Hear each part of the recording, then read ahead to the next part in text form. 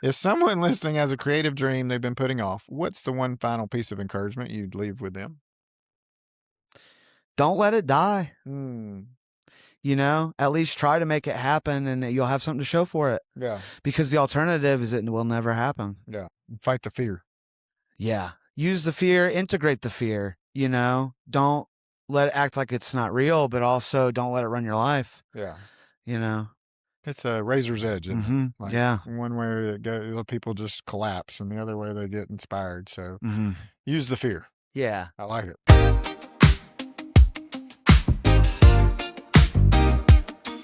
Welcome back to the Johnson City Living Podcast, where we learn about the people, places, events, and flavors that make Johnson City just a lovely place to live. I'm your host, Colin Johnson. I am excited to sit down with my new friend, Theodore Anderson, a longtime Johnson City native, martial artist, author, and creative entrepreneur who's proving that big dreams can begin right here in East Tennessee. Mm-hmm. So welcome to the podcast. Thanks for coming on. Thank you, Colin. Thank you for having me. So first things first, Johnson City Living. You've lived here a while. Yeah. Favorite thing about Johnson City? My favorite thing about Johnson City is it's the perfect size, right? Oh, man. It's the biggest little city in the world. It is. Because on one end you have, the main street and the parks and all of the interaction. And then on the other, you could just go kayaking. Right. You can go up into the mountains and you get lost in thousands of acres of national forest. Yeah, I love it. I mean, just within, a 10-minute So it has it all, really. It really does. Yeah. Okay. And it's getting bigger Mm-hmm. as we're adding people all the time. Okay. So how did you wind up growing up here? So I actually grew up all around the United States. Okay. I was in a military family. Okay. And, I never really had one place I would call home until I came to Johnson City. Okay. And I came here in about 2011 to help be the grappling instructor of a mixed martial arts gym. Okay. And I lived on Main Street for about 4 years. And I just fell in love with the town. I mean, this is my home. Yeah. Yeah. So you've been here about 15 years and yeah. calling it home. What do you think is like just besides being able to get to some stuff and it's the perfect size, what makes Johnson City so special to you? It's kind of unique. I don't really know what it is that's so special. I mean, I don't know many other cities that have the Shamrock, or I mean, milkshake over there. No, yeah, exactly. I mean, where else can you get a cigar, a pimento cheese sandwich, and a milkshake? I mean, Johnson City, right there at the and Shamrock. a Doctor Enough, and a Doctor Enough. That's a good one to wash it down with. Exactly. I love it. So you started a grappling martial arts. Mm-hmm. How did you get into martial arts? Mm-hmm. I've been doing martial arts my entire life. Okay. I started doing Taekwondo when I was 10 years old, and I got my black belt whenever I was about 16. And I wrestled in school. I really enjoyed that. And I started picking up on MMA. And I think I had my first fight in 2009. And that's what brought me to Johnson City. Oh, really? Yeah. MMA. So maybe Casey Oxendine? Mm-hmm. Sure. Yeah, I started training there a little bit later on, around 2014. Okay. But I was there last Sunday, actually. Oh, yeah? He's such a good dude. For real. And they're having fights this weekend at Meadowview. That's right. Kingsport, which will be fun to go to. I fought there twice. Really? Yeah. That's cool. Are you still actively competing? No. No? But I do still do it. You still do it? Yeah. Tell me, like, for a person who's not versed in the martial arts world, what's the draw? Why do people want to get into it, and what keeps you going? It's a structure for your entire life. Okay. I mean, it's a framework that you create within yourself. That's what the discipline is, It's something that through commitment and training and perseverance, you eventually become a better person in ways. I mean, not that you're a more moral person, but you're going to be quicker. You're going to be more hand-eye coordination. You're going to have better sense of surroundings, sense of space, sense of self. So that sounds like a cool framework. Yeah. And how does it apply to every day for somebody? Like, I mean, there's the obvious self-defense implications, Okay, right? Where right. you are just inherently safer because you're able to take care of yourself. That and probably gives you a pretty good peace, right? Like, like, hey, there's not going to be too many Yeah. people around that are going to be able to do something to you, right? Yeah. So you don't have to even, you don't worry about that a lot less. Yeah. And Protect your wife and family. yeah, absolutely. Absolutely. And the hope is just to be a better person, really. I think that's what we're all striving for. Yeah. Yeah, and I think physical discipline, helps lead to mental discipline, Mhm. and then all, like you said, all It's all areas of your connected. life. Yeah, you want to take care of your entire being, Mhm. mentally, spiritually, Yeah. physically. It's connected. It is, and we're all connected, like just energy wise, right? I'm Mhm. feeling you, you're feeling me. Got Mitch and your wife Mhm. over there, and it's just like it's just cool. I think It it's is. just unbelievable how it's how the Lord put it all together. Um, all right, so have you always wanted to be an author? Yes. Okay. Yeah, I started writing little stories when I was very, very young.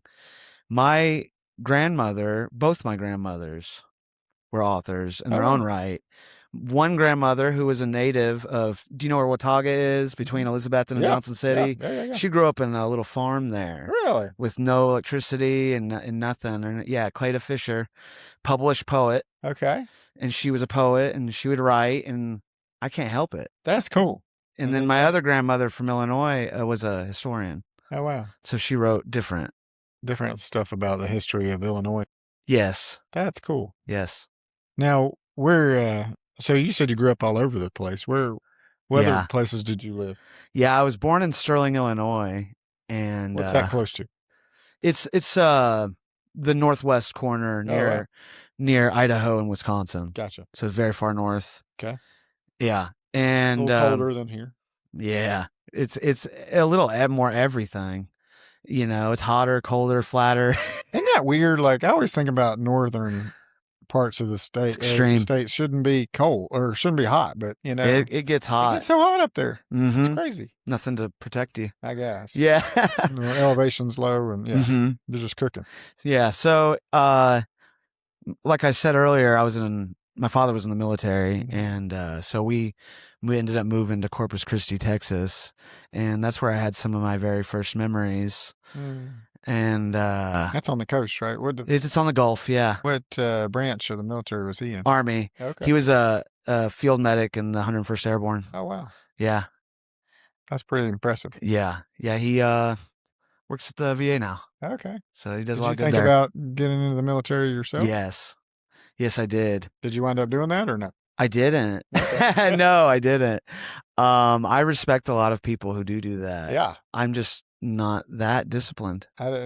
Which it seems. I couldn't commit. I'm so selfish. I couldn't commit to that. Yeah. Yeah, it's a big deal. So people who do that are really heroes. I know, they really are. And that's why we live in the best country in the world. And everybody wants to get in. So you started writing stories when you were younger. Yeah. And you feel like it's from your grandmother's influence a little bit. Anybody else influence you in the author world? Oh gosh. Well, I love to read. And many of my initial favorite authors growing up were the people who wrote epics. Homer, Tolkien, all of these big fantasies. One of my favorite movies was The Princess Bride. Oh yeah, because it had it all. Yeah, it's got everything. It's got laughs, cries, romance, battles. I mean, there's everything. Yeah, and so that always really attracted me. But the thing that detracted me from that is many of those things are huge volumes of work. Right. And so I also like American authors like Edgar Allan Poe, Ernest Hemingway, Jack London, people who believed in writing short story forms so that you could read a story in one sitting and get the entire experience of it rather than chopping it up into different points of reading. Yeah, I think the short stories are just so cool. How you can tell just an amazing event in like a short amount of, and because you're right, there's like a lot of my attention span for like Moby Dick or the Odyssey that's coming out again. That's why I'm like looking forward to the movie, because that's a lot Right. of book, you know. And Right. so I think having a shorter form is nice. Now tell me about your new book, Shin Mhm. Misaki. Yeah, man. This Shin Misaki, Future Dark Ages of World War IV, is basically my life's work up until this point. Every experience I've ever had my entire life has gone into the story. Oh, that's super cool. Every person I've met, every experience I've had, you know, it's what I call extra real. You know, I took my real life experiences and I painted them purple and I turned it up to 11 and I just made it extra. Yeah. And within that, I tried to tell a story that had it all, which is what I did. That's super cool. Yeah. That's super cool. All right. So not giving away spoilers, but what's it Sure. about? Like, kind of Sure. give the audience a little Sure. bit of. Yeah. It takes place in the future, 500 years in the future, Okay. after thermonuclear warfare. And in my theory, all of the world, the only place that doesn't get attacked is Antarctica. Okay. This isn't a comfortable subject that I really don't like to like scare people with. Right. But I am doing everything I can to prevent it. Sure. And that is a huge part of the story. Right. Is what can we do about it? A cautionary tale. It is. Yeah. It really is, because I don't think it's too late to stop. And that's why I'm trying to do everything I can. Yeah. To do that. Yeah, I think nuclear war is just. I remember watching war games when I was a kid, and I was a little freaked out. I don't know if you remember that one with Matthew Broderick, and this computer takes over, and it's going to launch all these missiles basically and start World War IV and 3 at that point. Yeah, 3. Yeah. And so it was. This one's 4. Yeah, you got 4 coming in, and yeah, I was like, this is nuts. Yeah. You know, like it could happen. Absolutely. And then you think about AI now, horrible. like what it does, and it can take off. And anyway, yeah, I think it's a scary time. For sure. And I think a lot of people think it's inevitable, but I really don't. Yeah, I really don't think it's inevitable. I think at our core, we don't want to have. I mean, if you're pushing that button, your chances of you dying are probably pretty big, right? And then Sure. Because it's all going to go back and forth, and we're just going to destroy the earth. Sure. Except there's going to be some warriors left in the back in the shadows, I think. Life goes on for those who still want to keep carrying on, And so the people who do want to survive, they all go to Antarctica and they survive for a couple hundred years in their various different ways. Some people use animals, and some people live underground and make things and trade them. Some people have lost information. Some people have lost technology. Some people keep slaves. There's good and bad people, and it's the last war in the world for people to choose not to be evil. And not to look at people as commodities, but as humans. Yeah. Isn't it crazy that some people think they are commodities? It just drives me. It makes me nuts. Like, I just can't understand it in my head. I look at everybody equally. I don't care who you are. Sure. And so it's just wild. It is. Some people get very disconnected, I think, from the reality or something. Yeah. Like, I mean, I don't even know where they go to get there. It's this person that you have enslaved in some way is just the same as you, just a heartbeat away with a different circumstance. And it's just scary. Scary, for sure. So, yeah, I'm excited to hear more about it, but I don't want you to give it all away. But it's interesting you chose Antarctica. What led you down that path, you think? Is that the safest spot? Because there aren't any... Well, I think, logically that makes sense. But also, I think we get a little ahead of ourselves sometimes, acting like the oceans are the last frontier or space is the final frontier. We don't even know what's in Antarctica. That's my final frontier. What's on that last continent? It's pretty crazy. Yeah, and who knows? Like, there could be, I don't know. There could be some stuff living under the ice. You just never know. Could be. Lots of crazy. And actually, we find out. Oh, we find out what's down there. I love it. Yeah. What do you think that's influenced you to to write creatively like that over the Mhm. years. I mean, Yeah. I've always been an artist, and I've always enjoyed expressing myself through different mediums. And I think that writing is one of the few ways I ever felt like I could do anything. Could do anything. Yeah. And it was my own little world. It was totally fine. And you start there, and you start in a little playground, and then it grows. And it grows, and pretty soon it turns into something like way bigger than yourself. And that's what's happened with this, Yeah. I think that's super cool. Mm-hmm. How long did it take you to write this book? I mean, I know you said pieces of your entire life are in it, but Sure. from like concept to where I'm looking at I think it right concept from concept to publishing 2 years. now. Okay. Yeah. Is that about, I mean, like I've never written a book, so I don't. I think I wrote it kind of fast. Okay. Just kind of flowed out of you. Because different writers write at different paces. And for instance, Stephen King notoriously writes 6 pages a day. But we're still waiting on Winds of Winter by George R. R. Martin. It's been 16 years, so everyone's different. You know what I mean? It really just depends. Did you have a discipline where you were writing a certain number of pages a day, or did you just kind of like in my heart? Okay. I didn't really actually like say, okay, you got to get this number of pages. I would just say, today we're going to do this next chapter. Okay. So you did set little mini goals. Little mini goals, yeah. Got to. I think that's probably where the martial arts discipline absolutely came in. What surprised you most about becoming an author? I suppose that other people are interested in my stories. Yeah, isn't that cool? Yeah, because and then even the sort of vulnerability, like this, this is like my baby. Yeah. And now it's out there, and people are playing with it, and and that feeling is a different feeling for me. Yeah. Yeah, because it is something that you've created in your own little space. Yeah. And you're then courageous enough to just say, "Here you go, world," and see what happens, right? And, right. Yeah. What's your hope and prayer behind it?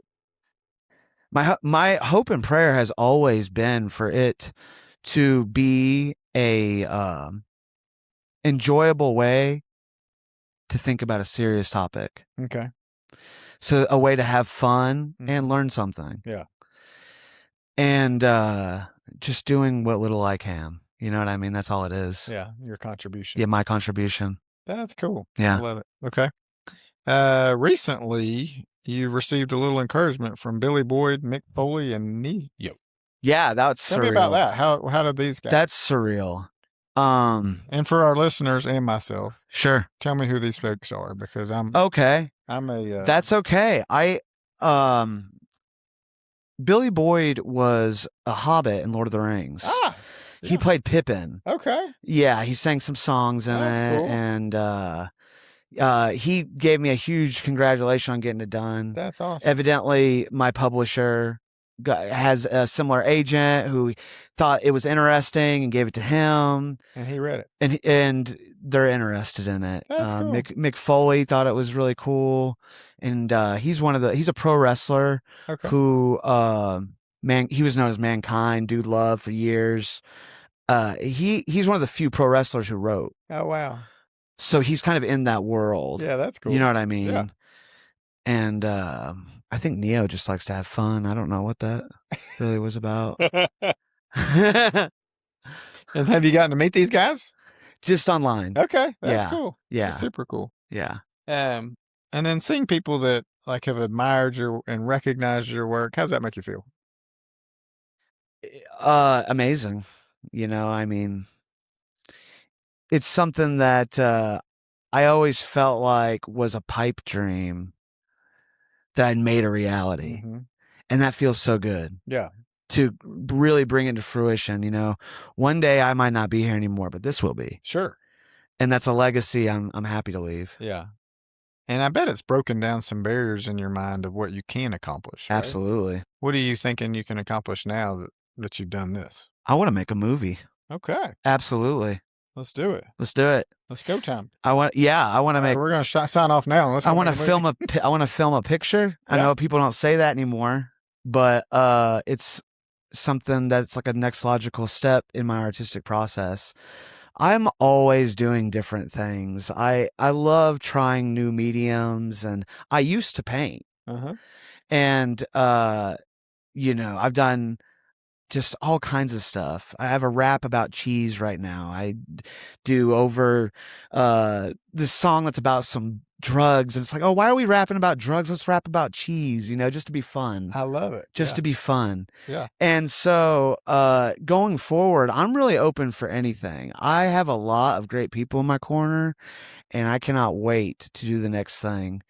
And I actually just finished the prequel to this, Okay. which I think is written even better. Well, you're getting better It's every better. day, right? It really is. It's amazing to me how it happens if you try and you apply yourself. Right. And that's something that this has sort of taught me is I think anybody can write. Yeah. If you sat down, especially with somebody, and continued and never gave up on it. Yeah. I think you are a very good encourager. And so how would you encourage somebody who's thinking about, I think I may have a book in me? What are the first steps? Well, I would start with this realization that they have a perspective that nobody else in the world has. So they might not feel too confident in what it is that they're doing, but what they don't realize is it's very valuable. Nobody else in the whole world has that perspective. And so it's actually kind of a loss if we don't get to experience that, because it might help. It might, make us think differently or something. Yeah, for sure. I think it would. And then you get other people's, their perspectives out there, and it's kind of an educational thing, right? Because we're trying to think differently, and you may not have somebody may have been shy, and the only way they can share their perspective is through a book or some sort of written medium or paint. And I think that's great. I think you should. Yeah. Yeah. Life's not so cut and dry. Sometimes you just need to try something. Yeah. Just try something. For sure. Why do you think some people maybe don't pursue their creative ideas? They're probably not confident enough. Like fear or rejection? I think that their whole life they've been probably told something that they shouldn't believe. You know what I mean? In terms of their own capability or their own self-worth or whatever it might be. I think if you really want to do something, you should just do it. Yeah. Because we only have our own lives to live. I can't live my life for other people. Right. And a lot of people for a long time were like, you're like a martial artist guy. You were writing a book. And you can't think that way. Yeah. I can't see myself as just this person. Everyone's has so much more potential than that, I believe. For sure. And a lot of it's untapped because I think a lot of people are afraid. They're not confident in themselves. Yeah.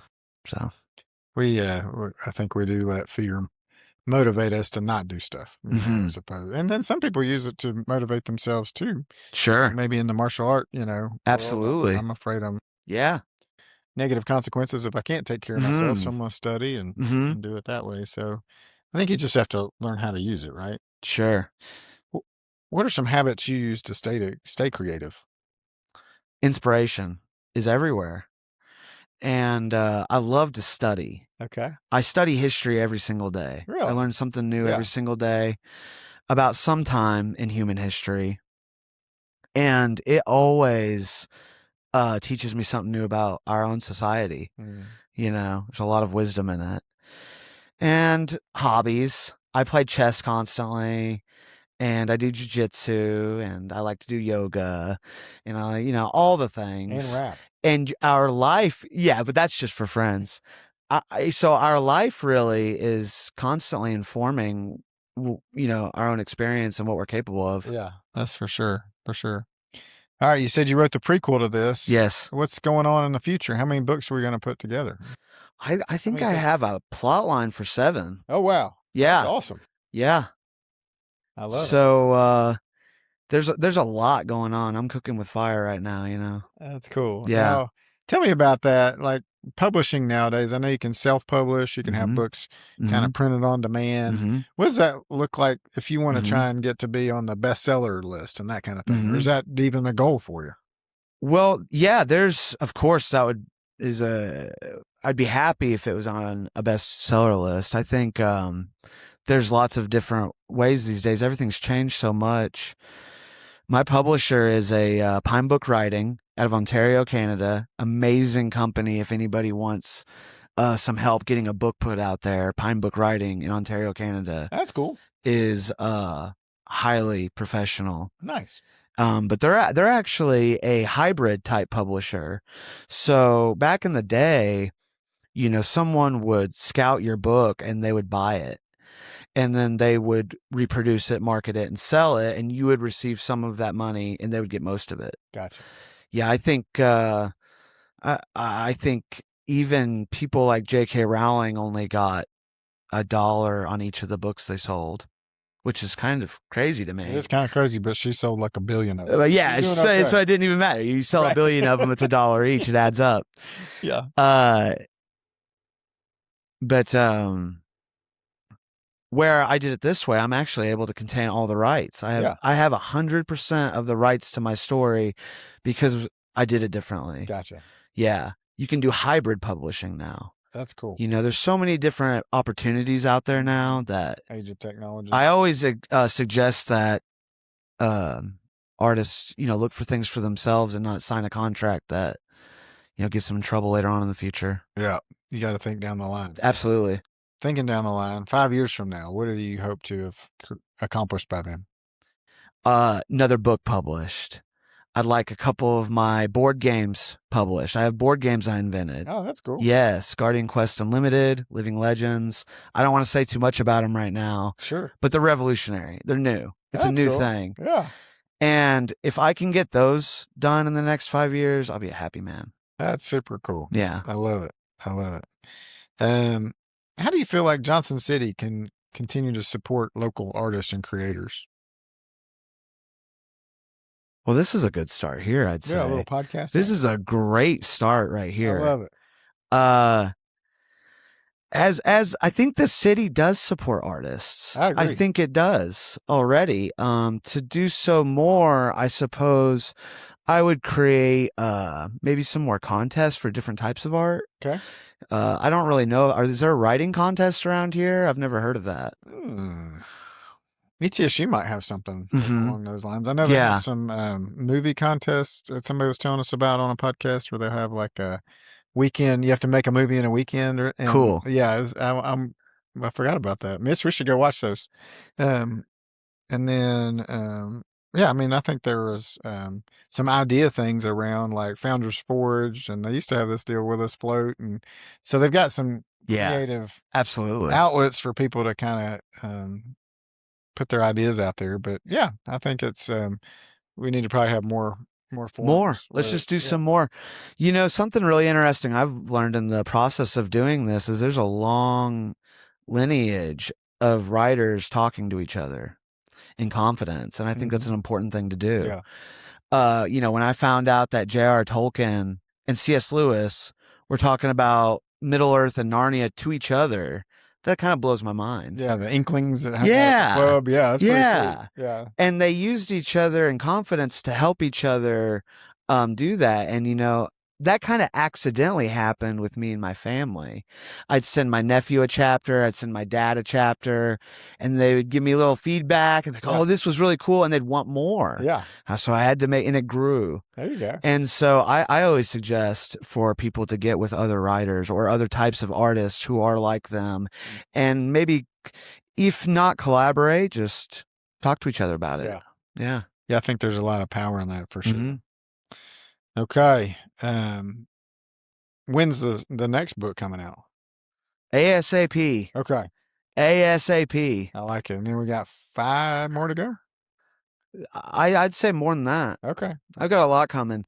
I'm actually helping a retired police officer right now write a memoir. Oh, that's cool. Yeah, he watched New York City come up from the 40s to now, but he can't use a computer, so it's like it's an opportunity. Yeah. That God's gifted me with my talent. That's cool. That, if you're brave enough, you just walk through that door. There it is, and you can do it. And what do you got to lose, right? I mean, you're helping somebody out, I think. Everything to gain. Right. Yeah, that's what I think. For sure. All right, you ready for our lightning round? Let's do it. Coffee or tea? Coffee. Morning person or night owl? Night owl. I kind of gathered that. Is Yeah. that where you like get your creative juices in the night kind of Maybe. things come? Maybe. Favorite place in Johnson City? The library. Yeah. Favorite local restaurant? I'd probably have to go with Saeeb's. Oh yeah. At this point, my buddy Vic will be happy you said Saeed. He kind of won. You know, I could have said a couple other places, but he kind of won, didn't he? It's so good. And I go for the one insider podcast tip here is go to lunch there because the buffet is awesome, and you can try everything. Like when I go at night, I get a little disappointed because I order one dish, and we'll share among friends or whatever. But I just love going down the buffet and getting like 15 different flavors. It's so good. Definitely taste the rainbow. Yeah. Audio book or paperback or hardback? Gosh, I really would have to say all three because it's always situational. Gotcha. If I'm running, audiobook. If it's raining, hardback. If it's raining, hardback. I love it. Put a little extra wax on it. Yeah. Movie that has inspired you? So many. I mean, I really would have to mention, like I did earlier, Princess Bride. Yeah. Because I thought I had it all. It was the perfect movie. Yeah. It's so fun. It's so well written. It really is. Favorite martial arts movie? You got one of those? Gosh. I suppose I'd have to say Fists of Fury by Bruce Lee. Dude, that guy, unbelievable. Yeah. Yeah. I've got some other ones I liked as I got older, but that was always the one that stuck with me, Yeah. Fist of Fury. One book everyone should read. I suppose a book on how to read. I love it. That is a good answer. I love it. If you could meet any author, living or dead, who would it be? A book author?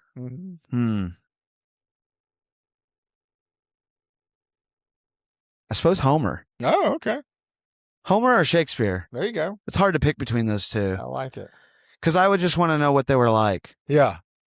It is. It's so long ago. Yeah. And life was so different. Yeah. And so you're just kind of wondering, like, how did you guys come up with the stuff you did? Are you a genius or am I just dumb? Right. Or was it really good, just out of what, yeah. And then the political landscape, how they got promoted in their books, kind of, which is still happening today, right? I mean, you kind of need to know somebody to get noticed. Absolutely. The likes to get the stuff going. And so. Sure. Who didn't we get to? Who were the other Shakespeare's out there that didn't get published, and didn't write plays? And that's right. What's one word that describes Johnson City in your mind? Great. I think it's great. I think it's great too. Final questions. Is there anything we didn't cover you'd like to hit that we didn't talk about, we skipped over? I don't think anything that's really that pertinent. I can't think of a question that you didn't really ask. Okay, good. Good. I'm glad we got to know you in a deeper way. How can our listeners connect with you? I'm all over social media, but I have a website, theodoreanderson.store. Okay. And that's where you can keep up with me and see my books and find all my information and stuff like that. Instagram and all that fun stuff. Yeah, I've got Theodore Anderson is all over everything. Okay, cool. Yeah. And then where can listeners purchase Shin Misaki? TheodoreAnderson.store. Just go there. That's right. And how quickly will it show up? I'd say it's pretty quick. Pretty quick. Okay. And if it's not, let me know, and I'll call Jeff Bezos. Get on him. I will. That'd be good. If someone listening has a creative dream they've been putting off, what's the one final piece of encouragement you'd leave with them? Don't let it die. At least try to make it happen, and you'll have something to show for it. Yeah. Because the alternative is it will never happen. Yeah. Fight the fear. Yeah. Use the fear, integrate the fear, Don't let it act like it's not real, but also don't let it run your life. Yeah. It's a razor's edge. Isn't it? Yeah. One way it goes, people just collapse, and the other way they get inspired. So use the fear. Yeah. I like it. Well, thank you so much for coming on the Thank you, podcast, Colin. Theodore. It was like really cool to get to meet you. This Cool. is what I love about the podcast. We get to meet awesome people that are Johnson City natives. Have been here. I went to school with your wife. Didn't know that. Somewhere. I think she's much younger than me, but we'll not tell everybody that. And yeah, I'm excited to see what you do in the future. We'll have to have you back on after you get like your 10-book series I appreciate it. all pumped out. No doubt. And you're just rocking and rolling and just wearing it out. I'm excited to see how Shin Misaki does and how, and to see what the world, how it embraces your book. So thank you for being bold. Thank you for sharing. Thanks for fighting the fear and producing awesome stuff right out of Johnson City. Yes. Pretty cool. Thank you, Colin. Yeah. Johnson. Yes, sir. The namesake. Well, of the town. Really, no, I'm not related to. So you're not that old. I'm not that old. Yeah, no. We're from West Tennessee, and so no relation. There's Johnsons everywhere. There are. Trust me, you're related. Yeah, we're related somewhere down the line. Yeah. Thank you guys for listening. Thanks for meeting Theodore and listening. Go out, buy his book. Go to Theodore Anderson store and check it out. Support him, support local, help local artists. If you want to come be on the podcast, I'd love to meet you and hang out with you. So sign up down below and we would love to get to know you. Thanks so much and have a great day.